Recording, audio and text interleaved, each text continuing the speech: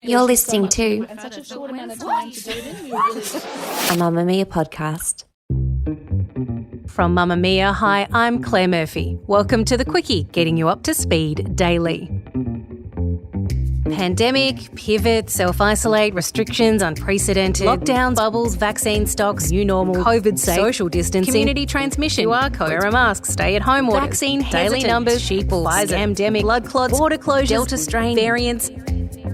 Hands up if you've had just about as much as you can handle when it comes to COVID. Guess I'm just feeling a little bit meh right now. I'm actually pretty furious about how things are going. I am feeling like We spoke about lockdown fatigue back in 2020, but now in 2021, we don't just have lockdown fatigue. We have full-blown pandemic fatigue. Talking about a pandemic fatigue, dealing with a pandemic fatigue. So how do we save our mental health, knowing that the situation we thought would be coming to an end by this time this year seems to be doing exactly the opposite? Today, we're talking about how to stay sane when the world keeps trying to send you off the rails, and the ways in which we can come out of this in one piece. But first, your news headlines for Thursday, July 29. The state and federal governments have significantly boosted support for New South Wales businesses and workers impacted by the extended lockdown. The additional help was announced just after Premier Gladys Berejiklian confirmed on Wednesday that Greater Sydney's 5-week lockdown would continue until at least August 28 to combat the escalating COVID-19 crisis. JobSaver payments will now be available to businesses with an annual turnover of between $75,000 and $250 million, up from $50 million, which have experienced a revenue decline of 30% or more. The maximum weekly payment has also been increased. For workers, the $600 disaster payment for people who've lost more than 20 hours a week will lift to $750, and the payment for people who've lost less than 20 hours of work increases to $450 a week. On Wednesday, the introduction of single bubbles for those living alone was introduced, and Year 12 students in Sydney will be prioritised for the Pfizer jab to get them back into classrooms by August 16, a decision that's left the state's teachers' union dumbfounded. Victorian businesses hit hard by repeated coronavirus lockdowns are being given a $400 million helping hand. The joint state and federally funded package announced on Wednesday includes 5,000 grants for about 30,000 businesses hit by capacity limits under the current public health restrictions. 24 sectors are eligible, including gyms, cafes, restaurants, catering services and hairdressers. Scott Morrison has raised expectations lockdowns will not be needed next year if all Australians are offered coronavirus vaccines. The Prime Minister believes all people who want a jab will have the chance to receive one by year's end, barring unforeseen circumstances. Around 17% of Aussies aged 16 and over have been fully vaccinated, leaving the nation well behind similar countries 5 months into the rollout. A strike force investigating an anti-lockdown protest in Sydney is working through 15,000 tips as police warn they will quash any attempt at a repeat. Officers have charged 60 people over Saturday's protest with a further 148 fined. Police have well and truly planned for any eventuality should there be a protest this weekend, says New South Wales Police Deputy Commissioner Mal Lanyon. There will be sufficient numbers to take appropriate action across the board, he said. That includes proactively stopping people from coming into the city, with intelligence officers confirmed to be in social media groups being used to organise future rallies. A Northern Territory policeman accused of murdering a young Indigenous man during an outback arrest gone wrong may be prosecuted but never punished. Constable Zachary Rolfe, 29, shot Kumanjai Walker, 19, in November 2019, firing his gun from close range after Mr Walker stabbed him with a pair of surgical scissors as he and a fellow officer struggled to handcuff him. The full bench of the NT Supreme Court has been asked to decide whether Constable Rolfe can argue in his upcoming murder trial that he was not criminally liable because he was acting in good faith as a police officer during the incident. Wednesday turned out to be a golden day for the Australian Olympic team. Our rowers struck dual gold before swimming sensation Ariarne Titmus added another to her tally.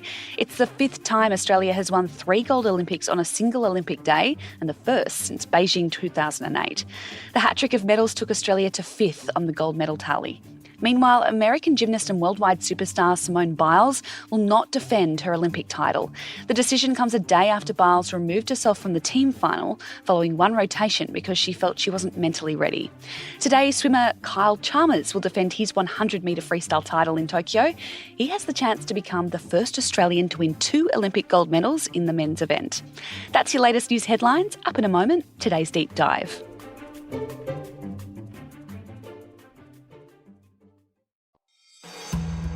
I'm not happy, but I'm not sad. I'm just somewhere in the middle. Doesn't look like things are improving. Numbers seem to kind of keep escalating and we're still stuck inside. The vaccine rollout has just been such a bungle from start to finish, and I'm pretty livid because we can't stay living like this forever. I can't believe we're here. I'm struggling to feel optimistic. I'm too tired to even find the words. I'm not feeling the stress myself about being in lockdown. I'm not so bothered by it. I'm a bit of an introvert anyway. My only anxiety is that my little kids are stuck inside the house and have been for 6 weeks now. Most of the time I feel okay about working from home and, doing the right thing and keeping everyone safe. But there's little things that life is made up of, birthdays and weekends away and little celebrations that have been cancelled, and it's those little things that get me down. Fatigue, the weariness from bodily or mental exertion. And boy, haven't we been exerting these past 18 months. Many Australians are now in an almost constant state of fatigue that can manifest itself in a range of ways. Some feel sad and irritable. Others experience symptoms of depression or anxiety. There's physical exhaustion and burnout, difficulties focusing, prioritising, problem-solving or making decisions. Some are lacking motivation, and things that we used to enjoy aren't cutting it anymore. Our routines are out of whack, and sometimes we can't even sleep to pass the time. There's some research being done by the University of California looking into the pandemic's impact on our memory, which is finding even those who have highly superior autobiographical memories are struggling to remember things right now. So if you find yourself trying to reach for that word that's on the tip of your tongue, or you can't remember why you came into the room you're currently in, you are not alone. The research is looking into how isolation and a lack of social contact, or even just the change of scene and routine that comes from getting up and physically going to work each day, is taking its toll on our minds. Instead of talking to potentially dozens of people, we might only speak to 1 or 2 a day, and sometimes that's only on a Zoom meeting where the conversation can be all business. The lack of exchanging tales about what we've been up to, repeating those stories to different people, no longer challenging our brains to recall and replay those moments. And let's be honest, when we do get the opportunity, we don't have as many stories to share anyway, with events and holidays continually being cancelled, is all taking its toll. These things aren't just happening to people living in the hardest hit states like Victoria and New South Wales either. Constantly closed borders, separation from loved ones interstate and overseas, social distancing and mask wearing, the perception that some people aren't doing the right thing, they're all impacting the minds and emotions of people across the country. Australia's mental health helplines have reported huge increases in the number of people reaching out to them since COVID arrived last March. In the 4 weeks to September 2020, Lifeline fielded more than 83,000 calls, a 15.6% increase on the year before. In that same time, the Kids Helpline also took 32,000 calls, a 14.3% increase, and more than 27,500 calls were made to Beyond Blue, up 21.3%. For the first time ever, the antidepressant sold under the name Zoloft entered the top 10 list of Australia's most commonly prescribed drugs. Then 2021 arrived, and we were told this was the year that we would get COVID under control.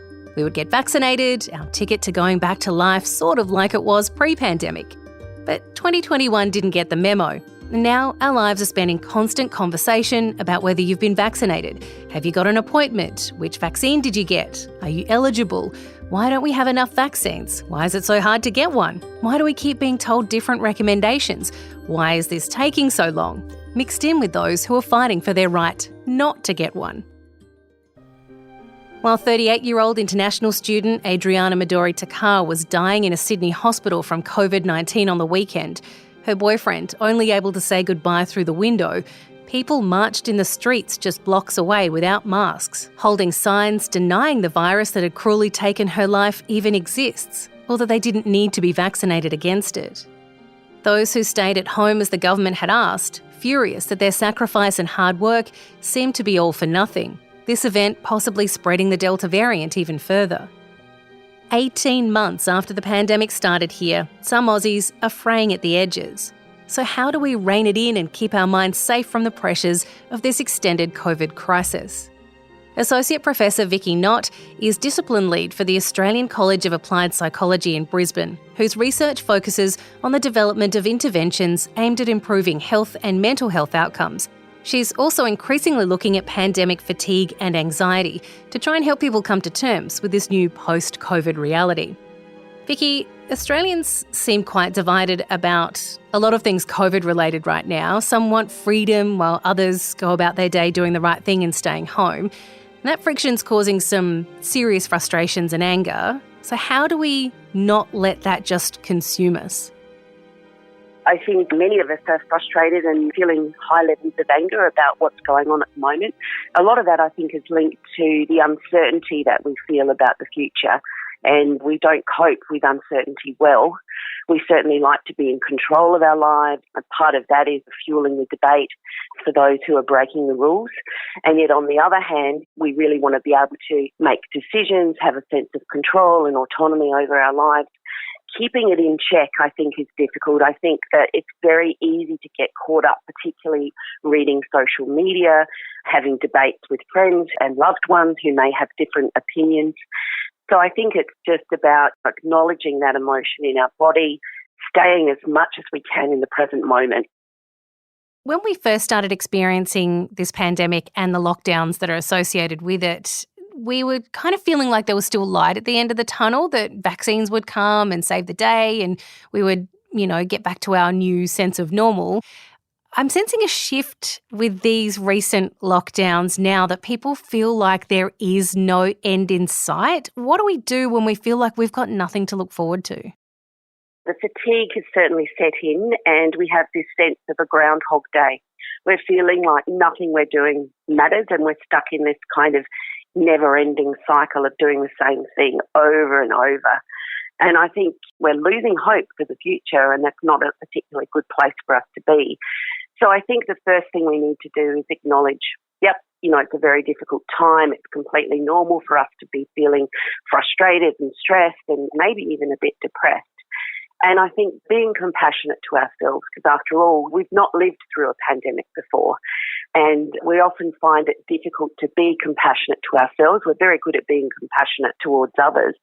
And maybe saying to yourself, what would you say to a friend or a loved one when providing them with support? I think the other thing we can lose track of is that we can really get caught up in our thoughts. And we know that our thoughts can have a significant impact upon our mental health. And Claire, you probably noticed, those times you get in the car and you drive into a particular location and then you arrive there having no recollection of the streets that you've driven by or down. And it could have been the most glorious day, blue sky, gentle breeze, the perfect temperature. However, you haven't actually noticed a single thing because you've been stuck in your own head. So it can be helpful to try to catch your thoughts, notice your thoughts and name them. So, for example, here's anxiety, or here's my doomsday story, or here's my I shouldn't have to do this homeschooling, I'm not a teacher story. So notice the thought, even look at it curiously for a moment, and then purposefully and explicitly direct your attention to the present moment. Purposely focus in on something you love, perhaps your child, your pet, or even your plant, and spend a few minutes just savouring the moment, focusing in on bringing and awakening all of your senses. And, this can really help us get out of our negative automatic thinking that we can engage in. What do people do if they feel that hopelessness and that despair for being separated from loved ones, whether at the moment it could be state borders, but for most people it's international borders? There's a lot of despair there. How do you deal with that separation from loved ones that we still have no idea when that will end? I think the important thing is to connect with your values and do those things every day. And so what I mean by that is thinking about what really matters to you. What are your values around social connection? What are your values about work? And every day, making sure that you connect with that value and do something that's important or meaningful to you. So for those people who are, really feeling the separation from their loved ones, is maybe painting a picture, getting in contact with them in some way, if it's via Zoom, if that's not possible, writing them an old-fashioned letter, some way to actually connect in some way with those people around them. We were told almost from the very beginning when we had our first lockdowns that it's okay to not be okay. But we've been not okay for quite a long time now. What kind of impact is that going to have on us long term if we've admittedly been not okay for, a year and a half?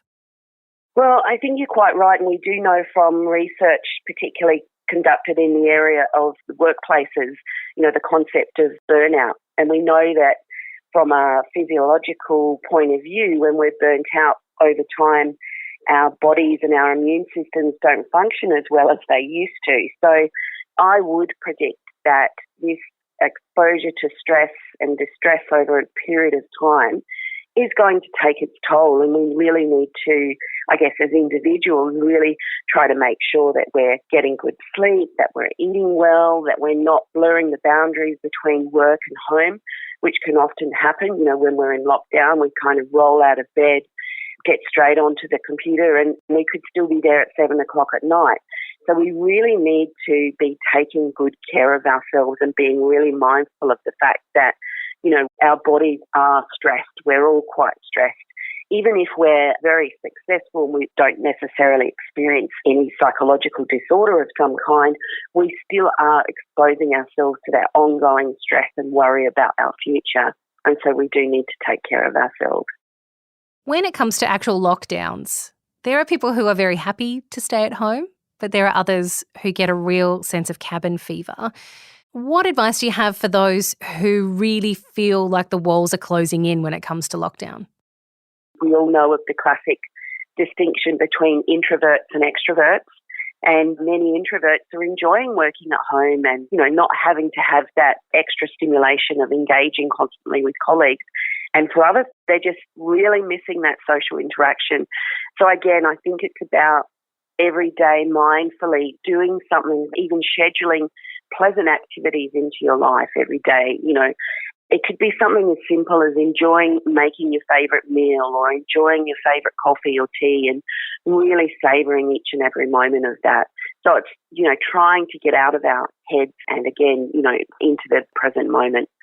And, maybe even for someone who's feeling that cabin fever, think about planning something for the future. What is some particular activity that they've always wanted to do but haven't been able to for whatever reason, and set about planning for that in the future. Research it, plan it, save for it, and set some short-term goals in relation to that. What about kids in this situation? We were told at the start of all of this, they're very resilient. They're going to be really happy to have spent more time at home with mum and dad. But once it's dragged on for a year and a half, we know that they've missed out on a lot of things, a lot of milestones, especially when it comes to school and sports and things like that. What do we do to make sure that they don't look back on this time and it affect their mental health? I think you're quite right. A lot of our young Australians have missed out on such important events, like the Year 12 form or important birthdays, 18th, 21st and so on. And some people have missed out on their weddings. And from a child's perspective, it's hard for them to even understand what is going on and why they can't just be living their normal life. Thinking about for the future of those children, I do think that we are going to come out of this and have a sense of meaning, creating a sense of meaning and, why has this happened and how can we build some kind of sense of meaning for the future. It's going to be hard for parents to communicate that with their children. I guess it's, again, coming back to, okay, this is a really bad situation we're in. Let's make the most of it. Let's create some memories in lockdown. Let's, really be engaged with our children and really try to, appreciate this time that we're going to have together, because we're probably not going to have it in the future. Well, let's hope it's not going to continue. So, making some lockdown or pandemic memories that perhaps can shape a different meaning than perhaps we're all experiencing at the moment. Vicky, if you could give people experiencing COVID in general, but also lockdown burnout right now, what are the biggest tips you can give to people to help cope? Take control of your work and your life balance. If you're working from home, don't stretch those hours out sitting at the computer for hours upon end. Schedule pleasant activities into your day. What is it that you most like, and make sure that you even, schedule it into your diary. Think about what your values are in your life and make sure to enact upon those values and do an activity that resonates with that value every day. Do something different. Plan towards the future, engaging in something that might be quite exciting. Connect with others where you can. Reach out to others who might also be struggling. While the pandemic has led to many of us feeling lonely, there is some solace in the fact that you aren't actually alone. Despite the battle lines being drawn over freedoms, we are all in this together, whether we like it or not. And luckily for us, we have some incredible mental health support services at our fingertips.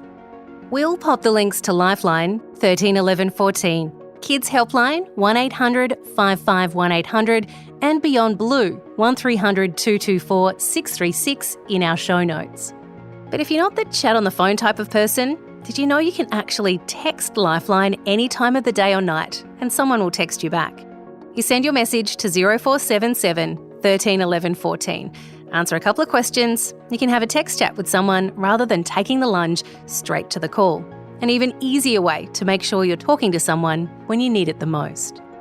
That's the Quickie for today. This episode was produced by myself, Claire Murphy, and our executive producer, Siobhan Moran-McFarlane, audio production by Ian Camilleri. And if there's a news story that you would like us to look into for you, it's really easy to get in touch. You can send us an email, thequickie@mamamia.com.au, or you can also find us in places like Facebook, on Instagram, or on Twitter.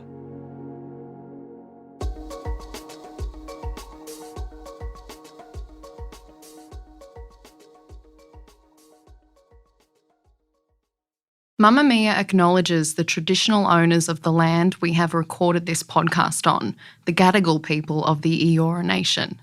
We pay our respects to their elders, past and present, and extend that respect to all Aboriginal and Torres Strait Islander cultures.